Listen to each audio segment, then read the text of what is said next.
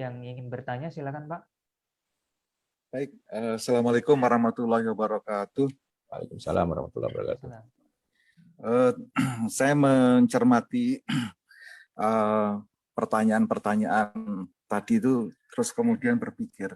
Jadi ada semacam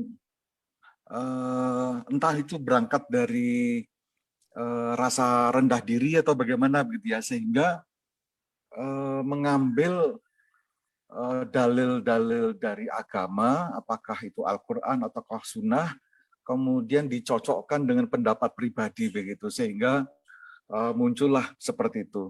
Tadi dikatakan, saya pernah dengar juga itu, kuntum khaira ummatin ukhrijat linnas itu ditafsirkan bukan hanya umat Islam secara keseluruhan di zaman sekarang ini, bukan di zaman terbaik yaitu zamannya para sahabat begitu, tetapi bahkan di suatu kelompok begitu, sehingga terbaiknya itu adalah kelompoknya dia aja. Islam itu satu kelompok tertentu begitu, asal syaratnya memenuhi kriteria tersebut begitu. Ya, ya. Wah, jadi begitu. Terus kemudian masalah tandim siri itu juga dicocok-cocokkan juga begitu. Ya. Saya baca terakhir masa bukunya ini apa namanya Dr. Fatih Akan. Dr. Fatih Akan ini kan akhirnya kan keluar dari Ikhwan begitu. Ya.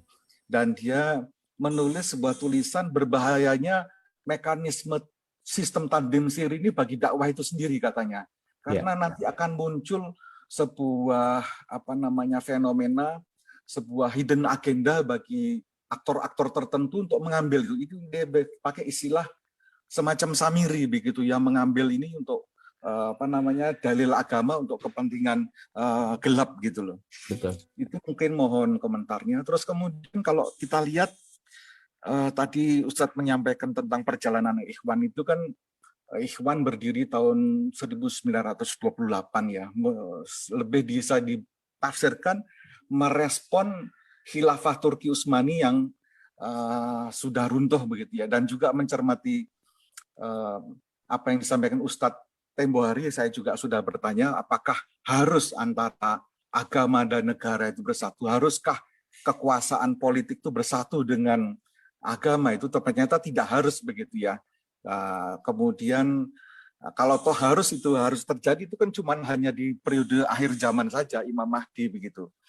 Nah, saya ingin menanyakan, perjalanan 100 tahun dari apa narasinya Imam Hasan Al-Banna ini kan sebenarnya sudah tidak relevan ya dengan situasi yang kita hadapi zaman ini. Karena orang menafsirkan sejarah Umar, sejarah Abu Bakar, Umar dan seterusnya, seolah-olah itu adalah risalah begitu, harus seperti kembali ke zaman dulu begitu, suatu pemerintahan global begitu. Itu tidak realistis saya kira begitu. Kemudian mencermati sekarang Ikhwan sendiri di Turki sendiri kan kantor-kantornya sudah ditutup saat mencermati berita terakhir bulan September ini. Kantornya ditutup dan sudah ada tatanan baru antara Turki. Turki sendiri sudah baikan sama Mesir, sama Mesir juga sudah baikan sama Qatar dan seterusnya. Dengan Saudi bahkan begitu. Mungkin mohon ini penjelasan dan komentarnya. Ya, tanzim sirri itu adalah sesuatu yang sangat berbahaya. Yang bilang itu bukan siapa-siapa. Ya tokoh Ikhwan yang Ikhwan banget gitu loh. Kalau Fatih kan mungkin keluar gitu ya, atau siapa. Tapi kalau Dr. Yusuf Qaradawi kan tetap dia dianggap sebagai senior Ikhwan kehormatan walaupun nggak pernah menjadi mursyidul am. Nah, beliau banyak menulis tentang tentang tanzim sirri, berbahaya tanzim sirri ini. Ya, beberapa literatur saya sempat menulis di Facebook kemarin, nanti kapan-kapan coba saya tampilkan lagi. Beliau mengatakan bahwa yang bertanggung jawab atas tanzim sirri ini adalah Said Qutb gitu kan, yang istilahnya bahasa Yusuf Qaradawi ya, yang merusak dakwah ini adalah Said Qutb gitu loh. Kenapa? Karena Said Qutb itu juga bukan orang binaan Hasan Al-Banna. Jadi Qaradawi itu kan muridnya langsung Hasan Al-Banna gitu kan. Kalau Hasan Al-Banna beliau memujilah habis-habisan gitu. Tetapi kalau Said Qutb beliau maki-maki habis-habisan. Kenapa? Karena yang merusak dakwah Ikhwan itu adalah Said Qutb. Bertanggung jawab dia, yang berdarah-darah tangannya, yang bikin pemahaman takfir gitu ya, tanzim sirri apa gitu-gitu semua itu si Said Qutb itu gitu kan, dengan ma'alim fitoriknya, dengan zilalnya gitu kan. Dan yang kedua yang bertanggung jawab tentu saja Abul A'la Al-Maududi yang di Pakistan itu. Nah, Said Qutb dengan Maududi itu kolaborasi gitu kan. Dan dari pemikiran-pemikiran Said Qutb itu kan sebenarnya kelompok-kelompok garis keras bersenjata yang di bawah tanah di seluruh dunia, walaupun mereka pecah dan sebagainya, tapi kitab suci mereka satu, fi zilalil Quran. Itu kitab suci mereka. Kalau kita jelek-jelekin Zilal, ngamuk dia, gampang tuh. Kalau mau tahu dia ini orang pemikirannya kayak gimana, kita jelekin aja Zilal, pasti ngamuk dia. Kita jelekin aja apa namanya Ma'alim fi Thariqnya Said Qutb, ngamuk dia. Nah, itu langsung ketahuan tuh dia tuh orangnya gitu kan. Saya kan kuliah di ilmu Al-Qur'an dan tafsir ya kan, sekelas tuh ya. Saya bikin makalah gitu. Terus saya bilang, mohon maaf ya, saya tidak membahas Zilal karena Zilal itu bukan tafsir. Saya bilang begitu. Ngamuk ya beberapa orang. Ah, lu berarti pendukung Zilal. Dosennya ketawa. Nah, saya cuma bercanda aja sih gitu. Iya, artinya begini, pemikiran-pemikiran kayak tadi ya, kayak mengkafirkan jahiliyah kan, kalau Said Qutb dan adiknya Muhammad Qutb itu kan, Muhammad Qutb punya buku judulnya Jahiliyah Qarnul Isrin. Ya penghalusan sedikit daripada mengkafirkan semua orang kan. Nah itu di semua digerakkan dengan tanzim sirri itu kemana-mana ke seluruh dunia dan sistem usroh. Nah padahal Hasan al-Banna ketika menuliskan usroh itu nggak tanzim sirri seperti yang kemudian bikin pembunuhan, bikin makar dan sebagainya, itu nggak kayak gitu.